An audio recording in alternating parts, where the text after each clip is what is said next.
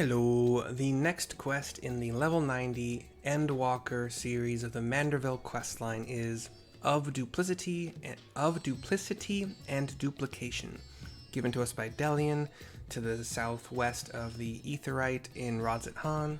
Here we go. Ah, Mercy, you're just in time to assist with my latest fact-finding expedition. Our recent foray into Sharlayan revealed that PuPu's friend was in the company of a Hannish Alchemist, yes? As such, I was inspired to do some preliminary legwork here in Thavnair. I contacted my usual sources for local sightings of alien phenomena, but alas, they had none to share. I have thus switched tactics and decided to track down this alchemist fellow instead. Surely someone will have heard the tale of an apothecary bold enough to set up shop on a Garlean battlefield. The inspector and the others have been pursuing a similar line of inquiry, yet have found no leads here in the city or at the Great Work. I believe they've moved their investigation to Yedlamad, so I suggest we hurry over and join them. I cannot have that little blue man muddying the waters when we're so close to grasping his master plan. Yeah. Teleport, Yedlamad, 215, let's go.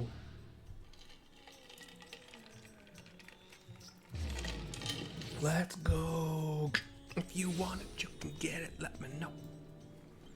Just to the south of the Aetheryte in Yedlamad, we talk to Hildebrand to continue. Nashu, Brandahild, and PuPu are here as well. Nashu and PuPu are having a conversation. Cutscene. I see the two of you are eager as ever to observe my inspectorial genius at work. Ah, the long-term fans are often the most ardent. As a matter of fact, we were just about to continue our investigation into the alchemist we know to have been traveling with Master... Hold on, I gotta drink some... Yeah, this is bad.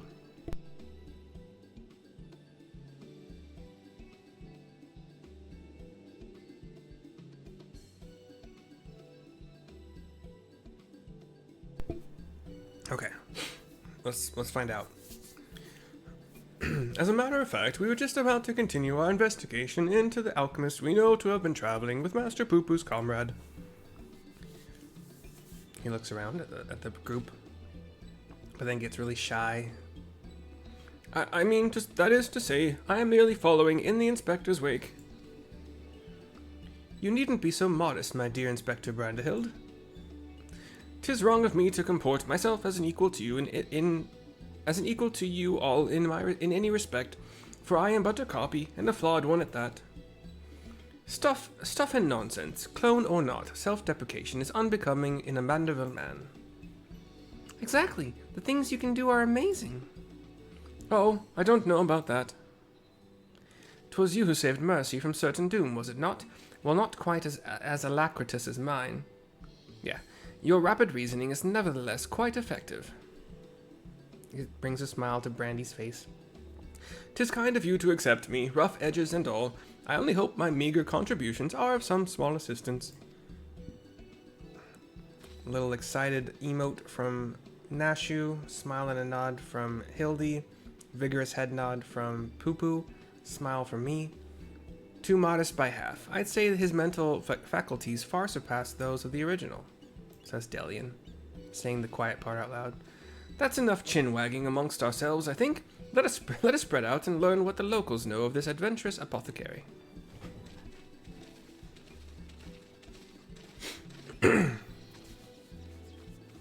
And once again, the creepy Lalafell runs from behind a tent. I noticed, finally, when I was making the thumbnail for the previous video, that he was hiding behind one of the elephant people who was sitting with us in the makeshift theater to watch Godbrand's projected movie, or whatever you want to call it. We go south first to a Yedlamad fisherman. Yes, I know the one of whom you speak. A fellow fisherman told me of a friend of his, an apothecary, who set off for war-torn Garlemald to sell his medicines. A reckless fool, if you ask me. I've no interest in the affairs of such men, but you do, I take it. If so, I suggest you head to... Usaquayik. Sam Aqeyyiq. Usaquaic. And hear the tale for yourself. Look for a red-haired lad there gathering shellfish. Head back north. Near the etherite in this building of sorts. Very open-air building. Fish on drying racks and in bowls and such. Yedlamad fishmonger. Do I know any apothecaries? In Rodzat-Han? Of course, more than I can count. I've not heard it tell of anyone peddling such goods in the heart of the Empire, though. Seems like a terrible idea to me. What with civil war raging and the world almost ending? The situation's improved in recent days, but even so, the Radiant Host still has to provide security for cargo shipments. A lone merchant trading there alone? Impossible.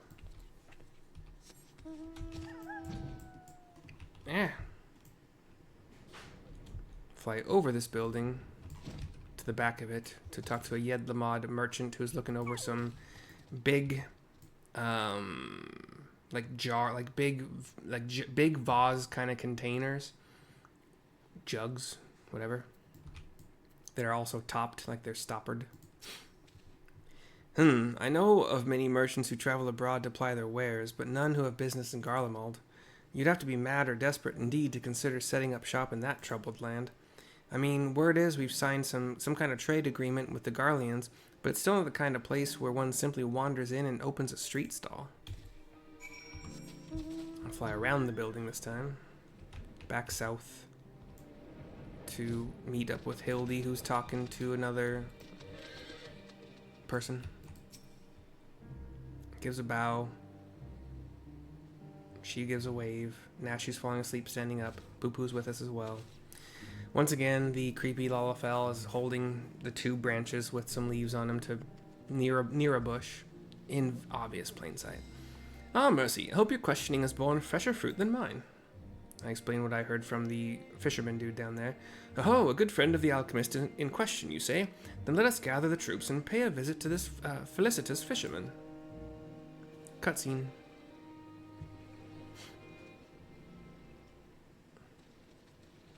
We're on the beach, and it seems like there's an Ara fellow who is in the water a bit. The Lalafell once again runs up and hides behind a tree, watching. Hildy's talking to the Ara man who's come out of the water, like the shallow water. He's indeed red-haired. The story of my apothecary friend? Oh, you must mean Baharasaf. Baharasaf. Bravo A-H-A-R. A Sam A Frank. Baharasaf. Well, I was near enough to calling it a day anyway, so here's what I can tell you. Baharasaf comes from a very poor family and, growing up, never had much in the way of money or possessions. I suppose those experiences are what led to his lifelong obsession with gaining wealth. After trying his hand at a succession of trades, he decided alchemy would earn him the most gil, but his stock never sold as well as he hoped. We have this zoomed out view of the fisherman kind of port town of Yedlamad. So when he heard about the internal strife in Garlemald, he saw it as a golden opportunity. Surely the middle of a war was the best place to sell medicines. Heh, more like the best place for near-death experiences. He soon gave up on his Garlemald venture, but while one would have expected him to return lamenting his ill fortune, Baharasaf was practically euphoric when I saw him again. A God's given blessing he'd found in the snowfields had given him much cause to celebrate. He said he'd learned how to create gold. I must admit, I laughed at first. But then he showed me a gleaming mountain of the stuff, enough to proclaim himself a merchant prince. He even changed his name to Vanudi, a word which brings to mind the bounty of the divine. Oh, shock from everybody else as well. A name I have heard. He's the rising star in the markets, is he not? The one snapping up commercial ventures left and right? The guy nods. Yes, Vanudi has certainly made his ambitions known here in Thavnair, especially when he attempted to purchase the entire port of Yedlamad. The dockmasters declined to sell, of course, but when it comes to buying historic landmarks, a bottomless purse can open surprising doors. Last I heard, he'd converted the gilded Araya into a private abode, and has been filling it with every rare treasure his gold can secure. He pays out particularly large sums for artworks depicting the goddess Asura. I remember him being a fervent worshipper of hers, even as a child. I've encountered much Manusia, Mary A. Nancy U. Sam Y. A. Manusia. I've encountered much Manusia and Murga, Mary R. G. A. lore and rods at Han, yet I recall no mention of this Asura, says Brandy. Well, that's hardly surprising. As a deity of war, she's not well loved by the common folk. Baharasaf is different, though. He sees life as a constant battle to amass wealth, and it is to Asura, or Ashura, whatever, A. Sam Ura, whom he prays for victory. And damn me if she didn't listen. That once poor boy became merchant royalty, a man far too rich and important now to afford more than a fleeting moment for simple fishermen, even those who were once dear friends. If you'll excuse me, I really must leave it at that. These clams won't sell themselves, you know. So he was clamming. Makes sense, given what he was doing in the shallow water. How about that, eh?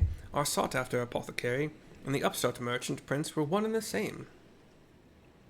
Might we assume the blessing he stumbled upon in Garlemald was a certain alien craft and its occupant? A elephant person comes running up and interrupting Arkasodara. I guess that's what they're called, the Arkasodara. A-R-K-A Sam O Delta A-R-A. Sorry to intrude, but aren't you the hero who helped us when folk were turning into beasts? Well, some nasty-looking creature just showed up outside town. One of our guards went to confront it, but I don't like her odds against that thing. This sounds like a case for Inspector Hildebrand. Come, friends, let us investigate forthwith. We all go running, including the creepy Lullafell last. Cutscene goes black. Transitions to us running to a different part of outside of town, and there is an even bigger bodied Lugay with even more missiles. I thought you destroyed that monster, says Delian. Heldy does his pose with the fingers pointing at his head. The guard in front of Lugay. I have the situation under control, citizens. This individual bears a strong resemblance to a known fugitive, so I thought it prudent to investigate, says the Radiant Host Guard. Regrettably, he has proven less than forthcoming with answers. How many times must we teach you the same lesson, Shiny Skullman? Shiny Skullman? Lesson? What are you on about? Says Supre Lugay. I guess it kind of looks the same as when we fought him last time, actually. Not much bigger, really. Actually, yeah, pretty much exactly the same. PuPu's looking at him, but then looks down, kind of has a thought occur. Bah, cease this babbling and get out of my way. Lord Venuti's orders are to cause trouble at the port, and I'm running behind schedule. So he doesn't recognize me. Venuti, the merchant who tried to buy Yedlamad, so he put you up to this? Says the Radiant Host.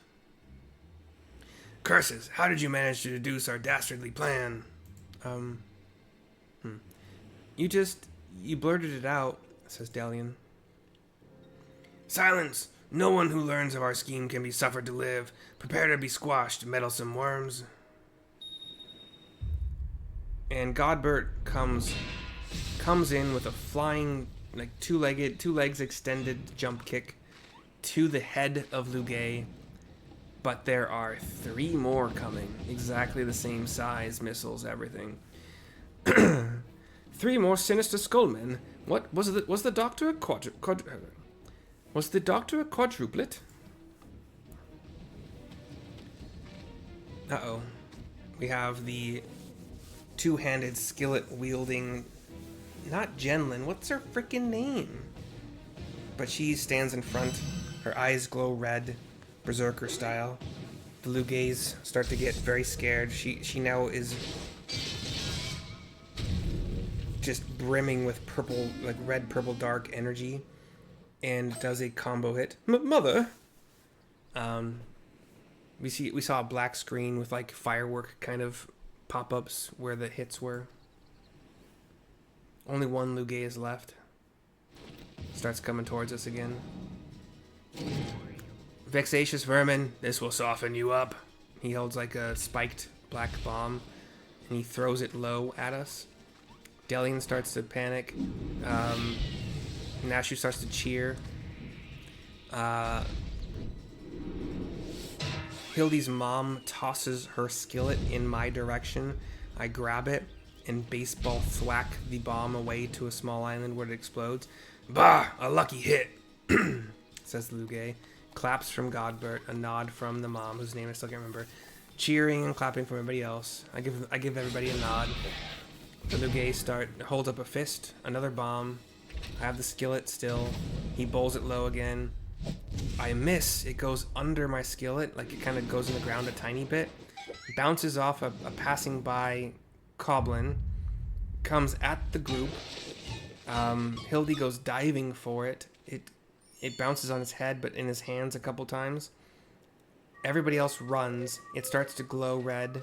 Nashu now starts to walk away and starts to jog now. Hildy's still holding it in his hands. It explodes as he's kind of laid out, dived in his dive position. He is now buried in the sand, as he a lot of the times is. The Lugay says, "One last pitch." I hold the skillet at him as if like calling a home run. I get into batter stance, baseball style. Or cricket. I haven't seen what the cricket stance looks like. I really don't know. The Lugay tosses the bomb into the air, catches it for some reason, spins around, tosses it at me again. It seems to have some curve to it, but I connect solidly. Unlimited heavy hitter special. We see on the screen briefly as we thwack, like a black and white kind of picture. We thwack it fiery back at Lugay. But that was my fastball! Looked like a curveball to me, but okay. He spun around. And the head was knocked off the body, goes blasting off again in, Team Rocket style. Nashu comes running and celebrating happily. We get a lot of gesticulation of joy as well from Delian. The guard bows to us. I've come to expect Father's sudden appearances, but what brings you here, Mother? Julian. God, I'll never... Wow. Julian. A proposition from that merchant, Venuti, as a matter of fact. I'm accompanying your dad as a manager for Mandeville and Mandeville, and we were just on our way to the bloke's mansion. I've already refused Master Venuti once before when he tried to buy out our commercial empire. This time, however, the deal concerns offloading a quantity of gold at wholesale prices. 'Tis quite an attractive offer, considering fine jewelry is our stock in trade, and we thought to at least listen to his proposal. Says Godbert. But if he would purposefully command his lackeys to disturb the peace of a public port. We can't do business with a thug like that. Absolutely not, says Julian. Julie. Hildy's mother's Julian. We see the three Lugay buried upside down in the sand, kind of in a line, while Delian says, "Where did all those lackeys come from in the first place? Is there a hulking, weaponized brute manufactory around here somewhere?" PuPu starts to kind of dance. We see the twinkle in the sky as a starship comes down, the flying saucer. It hovers near us, shoots a beam of disintegration ray at the three Lugay. As I suspected, my ship's vaporization beam is configured to expunge only replicated matter. So you can copy inorganic materials as well? How interesting, says Delian. Once the matter duplication facility has analyzed an object's molecular structure, it can generate any number of copies, says Brandy. Yet it cannot create matter from nothing. A requisite supply of ether must be on hand to facilitate the process. Cor, you sure do know a lot about a lot, Inspector Brandehild, even alien starships. He gets shy again, taps his fingers in front of him. 'Tis no great achievement. As I've mentioned, the gaps in my knowledge were patched with data from the starship's own archives, which included the vessel's full schematics and functions. Assuming I understand this correctly, is it possible Venuti is using the repaired alien craft to replicate piles and piles of gold? Brandy nods to him. We share the same suspicion, Master Delian. To my knowledge, no other method exists that can reliably produce precious metals. Of course, 'tis the obvious conclusion. Hildy gives a couple poses, ending in the hug pose.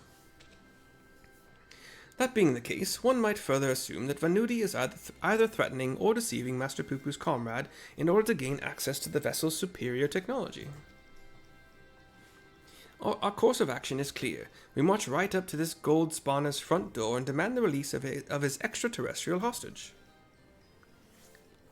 Cheers, fist and palms, nods. But PuPu looks at the ground for some reason, silent, and the scene ends with Hildy taking a knee, arms spread wide in like the kneel hug kind of position for PuPu. We talk in this same spot to Hildy to finish the quest. We must confront this malicious merchant at once. If your heart's set on confrontation, then you may as well come with us. Venuti's invitation included a private airship flight to his new estate. Aye, and we still need to formally reject his deal anyways, and his pilot will be waiting, says Julian. Hildy Mama Julian. We get 1302 gil for the completion of this quest, and there is no final little cutscene. Gigi, come here for a second. Gigi, come on. Alright. Myself, Godbert, Julian, Hildy, Nashu, Gigi, Brandy, PuPu, and Delian. We do thank you for watching. We hope you have enjoyed. We will see you soon for the next one. I think my throat will continue to make it. We'll find out. Bye-bye for now. Yes, make sure your hat looks pretty, Gigi.